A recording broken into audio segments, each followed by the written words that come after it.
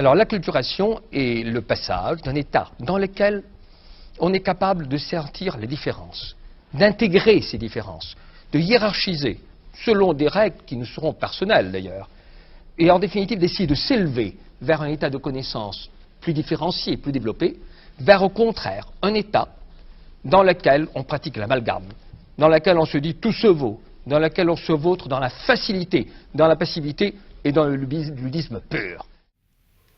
Bonjour, bonsoir à toutes et à tous, tout dépend à quelle heure vous m'écoutez. Quoi qu'il en soit, il est l'heure de se réveiller. Je suis en pleine préparation de mon 3e épisode d'Apprenez à voir, tout en gardant un œil à tous vos messages et commentaires sur mes différents réseaux. Bien que je tente de ne pas rester enfermé dans ma grotte, car échanger avec vous est aussi important pour moi, et me permet non seulement d'étendre ma réflexion, mais également d'apprendre encore plus, grâce aux connaissances de certains sur des sujets très variés. Je tente d'être présent au maximum et de répondre à tous les messages pertinents, et je tiens à m'excuser si vous ne faites pas encore partie des personnes ayant une réponse. Je reçois des centaines de messages à la semaine, et je dois m'avouer certaines fois vaincu, pour m'occuper également de ma famille et de moi-même. Mais je ne baisse pas les bras, et n'hésitez pas à me relancer si votre message commence à dater. Je vous promets de faire au mieux. Je vais profiter de l'attente du 3e Apprenez à voir pour continuer à partager avec vous quelques réflexions en vidéo, ce qui me permettra de répondre à vos questions fréquentes.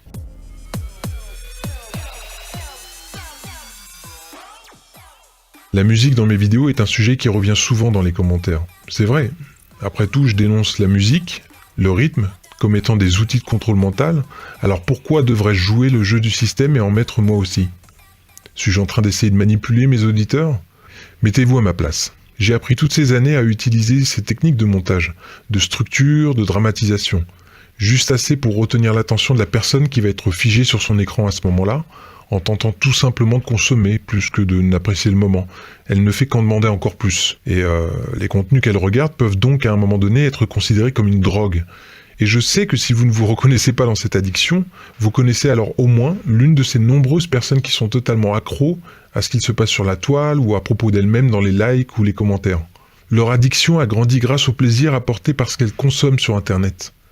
Cela commence doucement, si elles n'y avaient jamais mis les pieds auparavant, ou brutalement si leurs parents leur mettent entre les mains une tablette dès leur plus jeune âge. Dans les deux cas, dès le premier shoot de ces vidéos, ou jeux pour enfants, le cerveau reçoit de la dopamine. We know that engagement with social media and our cell phones releases a chemical called dopamine. That's why when you get a text, it feels good. Je m'explique.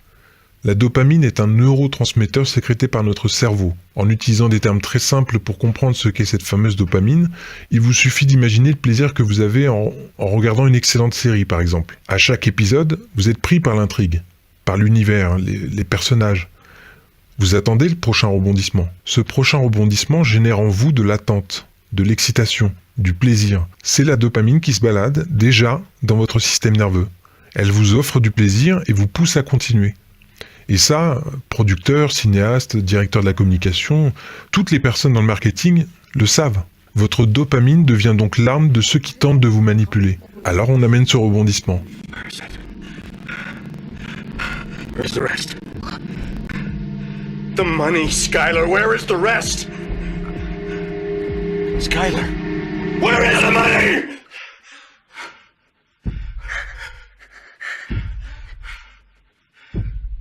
I gave it to Ted. Et vous voilà à présent récompensé par votre série d'un nouveau shoot de dopamine. Cette dopamine est la molécule qui vous aide normalement à vous construire car elle structure vos habitudes en fonction de votre plaisir. En gros, elle vous aide à automatiser des gestes ou des façons de penser. Mais pour forger nos habitudes, la dopamine a besoin d'être sécrétée de façon répétée sur la même tâche. Si nous continuons notre quête du plaisir sur le même sujet, notre dopamine en fait une habitude, voire même une addiction. Et c'est exactement ce que les séries, leurs plateformes comme Netflix, les programmes YouTube, la pornographie, le like ou la notification génèrent en nous une demande toujours plus forte de dopamine face à une offre illimitée. C'est une addiction. The short-term dopamine-driven feedback loops that we have created are destroying how society works. But everybody else has to soul search a little bit more about what you're willing to do because your behaviors, you don't realize it, but you are being programmed. Je reviens donc à la musique et au rythme dans mes vidéos. Beaucoup d'entre vous sont déjà bien éveillés sur ces sujets et c'est formidable. Mais vous devez savoir que beaucoup m'ont envoyé des messages ou alors laissé des commentaires car ils ne voient plus le monde de la même manière et se sont mis à effectuer leurs propres recherches parce que ce format a maintenu leur attention. Que vous soyez d'accord avec moi ou pas, ces vidéos m'ont permis de voir fleurir dans les commentaires ou dans les messages privés l'une de mes phrases d'introduction préférées. Je suis sur YouTube depuis longtemps, je n'ai jamais mis un seul commentaire, mais là, pour beaucoup, le format de mes vidéos, leur structure narrative, leur musique et leur montage ont sécrété chez elles la dopamine nécessaire pour au minimum les bousculer. Il est évident que pour certaines personnes qui ne sont pas du tout intéressées par les sujets que j'aborde, elles n'offriraient que peu, voire pas du tout d'intérêt si je n'utilisais pas ces techniques. Mon but n'étant bien entendu pas de rendre ces personnes accros à mes programmes, mais bien à son message.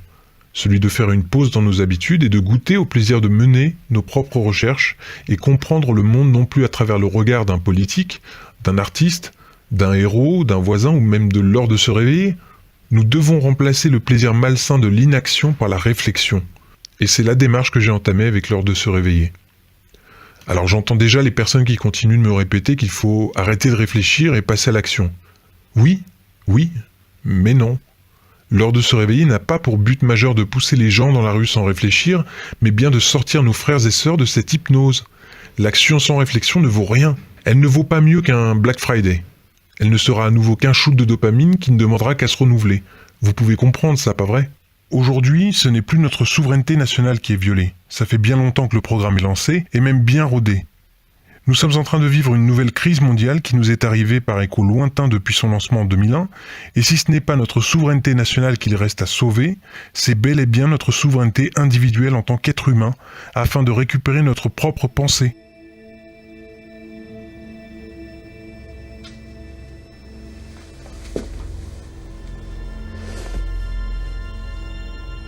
Do not try and bend the spoon. That's impossible.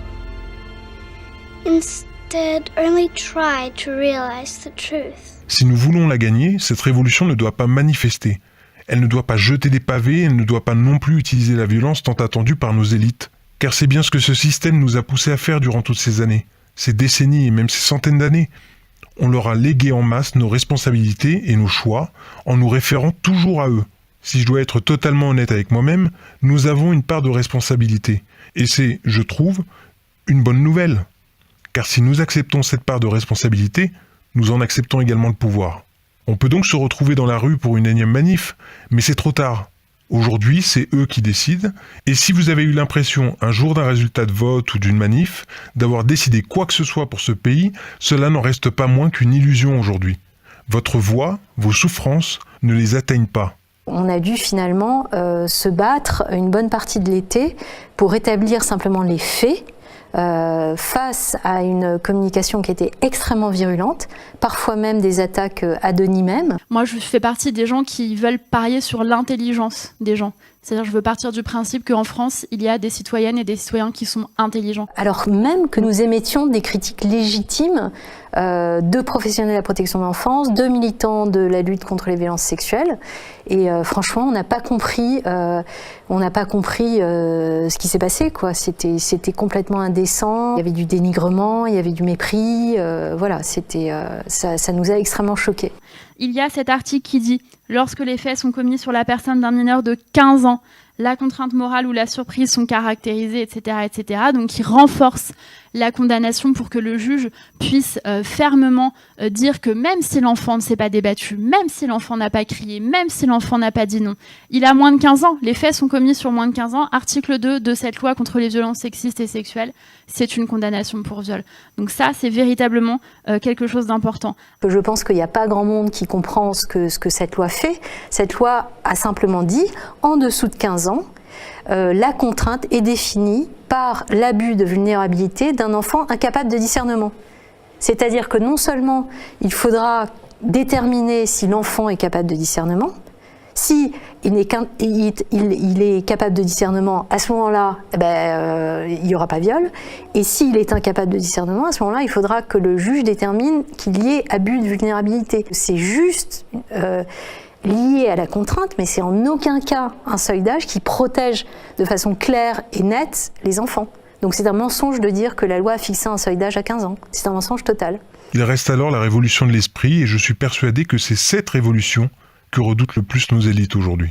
Prenez un sujet intelligent qui peut aider notre humanité à diriger notre regard vers la lumière, vers quelque chose de positif et faites vos recherches. Vous en apprendrez tellement que nous serons nous-mêmes impatients de savoir ce que vous avez découvert, impatients d'entendre votre voix. Nous serons là pour vous entendre et pour échanger sur ce que vous avez à dire, sur ce que vous avez découvert ou simplement sur votre point de vue. Votre voix a de l'importance, mais ne la dirigez plus vers nos politiques, non plus vers la haine, échangeons entre nous, car la censure de plus en plus forte chez les lanceurs d'alerte nous montre une chose, la liberté d'expression est une de nos valeurs les plus violées aujourd'hui. Il faut comprendre comment les pouvoirs vont se débarrasser de nous. Et comment de nous? Ils vont se débarrasser d'abord des meneurs. Les meneurs, c'est les lanceurs d'alerte. Et les lanceurs d'alerte, ils n'ont comme défense que nous. Donc, je ne vous demande pas de devenir des lanceurs d'alerte, mais je vous demande, y compris ceux qui regardent sur Facebook et les réseaux sociaux, les lanceurs d'alerte ont besoin de nous tous. Je sais que de nombreux collégiens et lycéens m'écoutent. Nous savons que l'éducation nationale, qui est censée nous instruire sur des choses essentielles telles que la lecture, l'écriture, les mathématiques, les sciences, est également un tunnel dans lequel vous devez passer afin de subir un formatage qui vous prédisposera à devenir un bon consommateur, un bon mouton. Et c'est avec le temps de pire en pire. Je ferai une petite parenthèse pour apporter tout mon soutien à la grande majorité des enseignants, car leur rôle est sacré et est devenu de plus en plus difficile à exercer. Prenons juste l'exemple de la théorie du genre. I know that a lot of transgender people, the term that used to be applied to them was gender dysphoria. This person has gender dysphoria. Is that still a current term? It is, and in fact, just up until 2013, the term was gender identity disorder, right? Now it's gender dysphoria. It's in the Diagnostic and Statistical Manual of Mental Disorders, the 5th edition. So it's a mental health condition. It's there. It's in the book. But look, many people suffer from depression, anxiety, and so on. These are in the book as well. So just because someone has a condition, by saying they have a condition, it's not that we're saying that they're not human. It's not that we're trying to denigrate them in any way. It's not a moral judgment. It's not a moral judgment at all. It's just a factual statement. Lorsque l'on vient vous dire qu'il y a une différence entre sexe et genre, lorsque l'on vient vous apprendre que même si vous êtes biologiquement une fille, votre genre est peut-être différent et se situerait donc dans une liste de 112 genres, qui ne sont rien d'autre que des symptômes psychologiques, demandez des preuves. Demandez les études scientifiques qui ont permis d'arriver à ces conclusions. So when we talk about gender and sex, right, this is a very new idea. You said in Western society. It's not a new idea. Really? No, it's not a new idea. So when did gender theory start? When did gender and sex become separate? Well, they're actually, it's not necessarily the idea of gender theory. It's the idea that there have been different genders outside of man-woman for centuries. Okay, how so? Yeah. India. Yeah. In India, they have third gender. Native American cultures, they have third genders. Sure. In ancient Egypt, they had third genders. Okay. So it's a very Western idea to say that there are only two genders and that this whole thing is a new idea changing our culture. Well, you know what else is a very society. Western idea? So it seems to me your presupposition there, correct me if I'm wrong, is that because other cultures have done this, there's a precedent. Mm-hmm. We're against slavery. Because your premise is because it's found in other societies, therefore it's okay. Or it is to be good. My point is there are plenty of other practices. Well, I'm trying to get to why I believe it's harmful and you're explaining why you don't. But the point is if something was practiced in another society and it was harmful in another society and we agree that it's harmful, for example, we both agree that slavery was harmful. We both agree that maybe cannibalism is harmful. You can find these practices in societies. My point is it's not a valid argument to simply say it's been found in other societies if that practice is harmful. So it comes down to the idea of is it productive or harmful for us to separate the idea of sex and gender. Que vous ayez en face de vous un professeur, un animateur, un adulte, un adolescent, ils seront tout simplement incapables de vous apporter ces preuves scientifiques. Car cette théorie du genre est une idéologie qui a autant de valeur scientifique que de dire que la tour Eiffel est en mousse. C'est absurde. The idea behind the transgender movement as a civil rights movement is the idea that all of their problems would just go away if I would pretend that they were the sex to which they claim membership. That's nonsense. The transgender suicide rate is 40%. It is 40%. And according to the Anderson School at UCLA, it makes no difference. There's a study that came out last year. It makes no difference, virtually no difference, statistically speaking, as to whether people recognize you as a transgender person or not. So again, talking about someone's gender dysphoria, all we're saying is this is a situation that they find themselves in. It's a condition they have. Let's find the best way to help them. Et ce message s'adresse également aux parents. Ne laissez pas cette théorie fumeuse s'intégrer dans l'esprit de vos enfants, car elle ne fait que rendre négative et destructrice la quête naturelle d'identité. So here's what happens. The child is 3 years old. Let's say it's a boy, a physical boy. Suddenly says, I'm a girl today. Normally you say, okay, you don't want, the terrible parents would make the child feel terrible, was saying that. They would disown him. They would, say, you're not going to play with dolls or anything. That's the bad parenting. Right? The proper parents would say, okay, I accept you for who you are. Let's see how this goes. Okay? Don't interfere. Don't push them in one direction or another. Let's see how it plays itself out. Because we know that 80% of children who say these things, if you don't do anything, later on they'll revert back to their physical body. Like they'll say, no, I'm a boy. Okay? But these ideologues, they say, no, bring them into this clinic. We'll diagnose them right away and say, yep, and let's start them on the path toward becoming a girl. Let's help them transition. Right. They push that on them very young, right? Very young, before they know, before the child knows what's going on. This is ridiculous and it's unhealthy. Je tiens à le rappeler. Je crois fermement que cette révolution qui doit avoir lieu est une révolution philosophique et spirituelle, car c'est bien la guerre qui a été lancée contre nous. Nous sommes nombreux à vous montrer que rien ne va plus. Les événements les plus choquants passent à une fréquence de plus en plus haute, et les lanceurs d'alerte dignes de ce nom doivent être des phares vers lesquels se diriger. Mais pour les personnes qui commencent à s'éveiller, et pour certaines brutalement, et je m'excuse pour les secousses, votre chemin ne s'arrête pas ici. Si vous faites partie des nombreuses personnes qui ont commencé à se réveiller, vous devez à présent intégrer dans votre vie ce nouvel outil qui est la recherche et qui vous libérera des mensonges de nos dirigeants. Je vous dirai à chaque fois la vérité. Et de leurs médias qui se sont mis au diapason pour nous garder dans leur enclos. Je vous envie d'avoir l'impression que nous, occidentaux, nous pratiquons un journalisme impartial, totalement à une altitude extraordinaire, sans jamais aucun préjugé, aucun parti pris.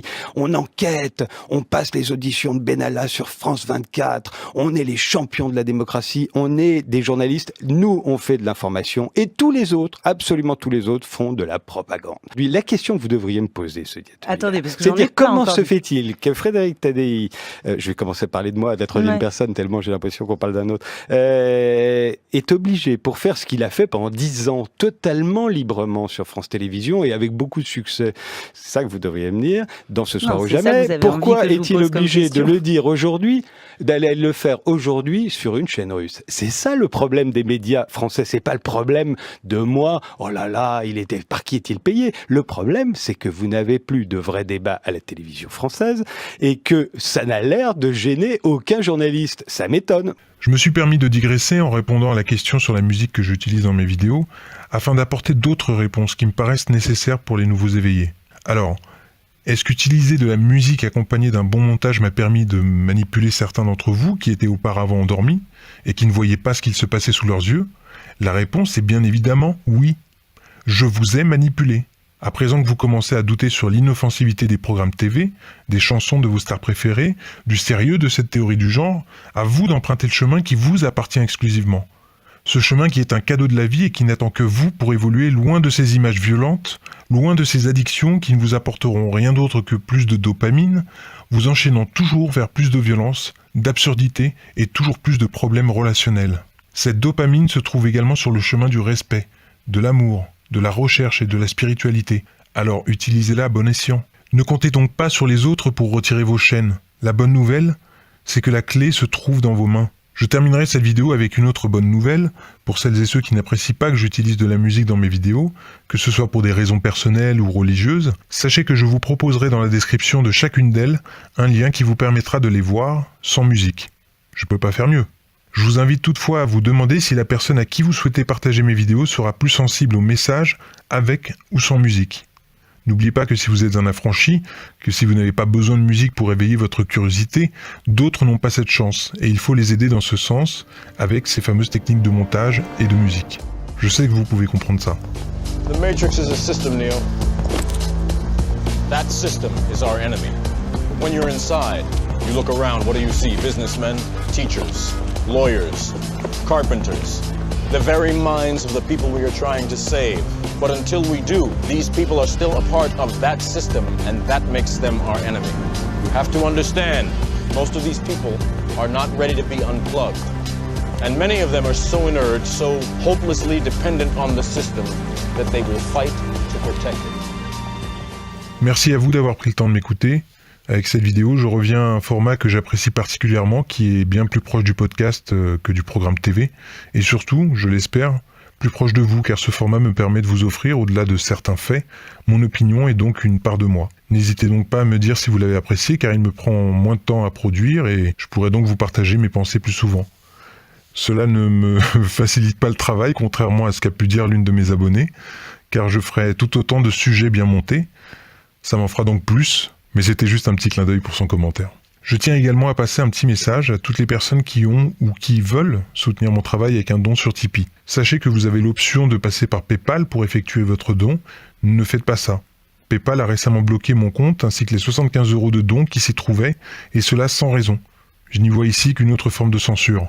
Donc pour celles et ceux qui ont déjà fait un don sur Tipeee avec l'option PayPal, je vous invite à l'annuler rapidement. Et si vous souhaitez toujours me soutenir, vous pouvez simplement changer le mode de paiement et vous serez assuré que votre soutien me reviendra directement. En parlant de censure, je terminerai juste par celle qui exerce directement ou indirectement YouTube à l'égard de mes vidéos.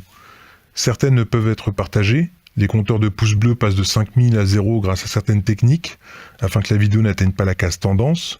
Aujourd'hui, je masque le compteur pour éviter d'ailleurs d'autres abus, mais vous pouvez toujours liker.